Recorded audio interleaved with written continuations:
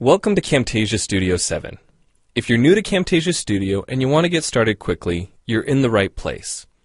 We encourage you to watch this 5-minute video to learn the basics of using the editor, including how to navigate the timeline, make some basic edits, and add special effects. The preview window is where you see the video during playback. The playback controls are located under the preview window. In fact, the video you're watching in the preview window is a sample project playing directly from the timeline you see below. After you watch this video, we hope you take some time to practice what you've learned using the content on the timeline. So let's start with the timeline. This is where you assemble and edit your videos.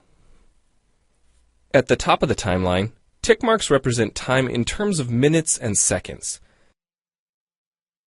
When building a video, you'll work in a horizontal manner, beginning from the left and moving sequentially through time towards the right. To make precise cuts and selection, use the zoom slider to magnify the view of the timeline. And when adding elements to your video, such as a call-out or audio clips, these are placed on different tracks. Tracks are created automatically, when you need them, when elements are added to the timeline. So depending on your video, you may be working with several tracks at one time. To change the position of an element on the timeline, just drag it. To change the length of an element, drag the edges in either direction. An important part of the timeline is the playhead.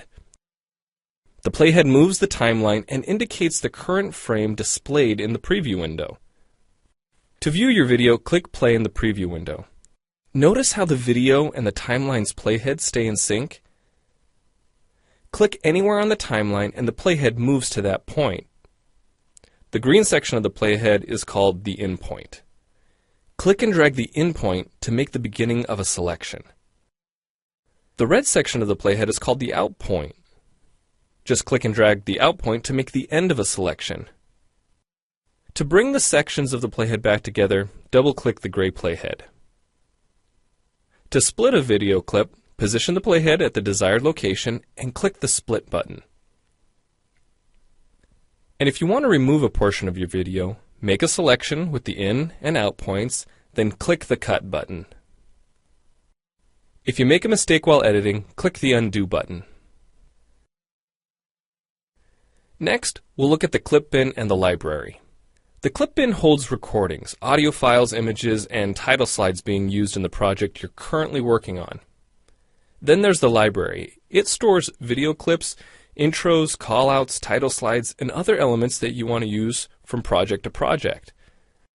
The library is also pre-populated with professional animations, music, sound effects, and other content you can use in your video for free.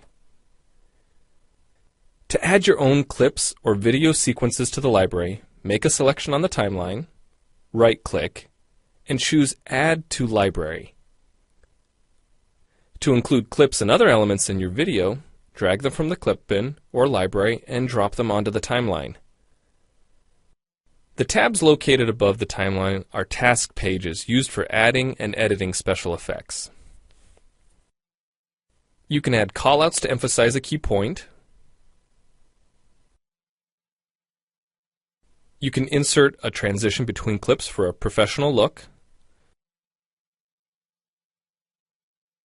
Apply zoom and pan effects to focus on important details. And draw attention to the cursor by changing the color, size, and more. If you double-click an element on a track, the playhead moves to the beginning of that element, and its task page opens, allowing you to make edits to that element. So we've shown you a few ways you can navigate and edit your video. But how do you get content into your video? Well, to make a new screen recording, click the Record Screen button. If you already have an audio or video recording to use, click the Import Media button. When you've made edits and added effects to your video and you're ready to share it, you need to produce the project to create a shareable video.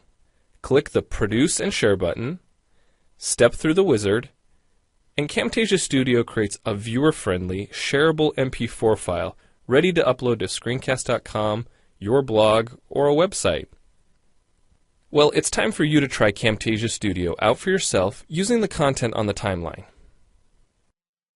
The help file in Camtasia Studio will help you use each of the Camtasia Studio features and applications. The Learning Center on xampp.com has in-depth video tutorials and other sample projects to download and practice with. So we hope you enjoy Camtasia Studio. And happy screencasting!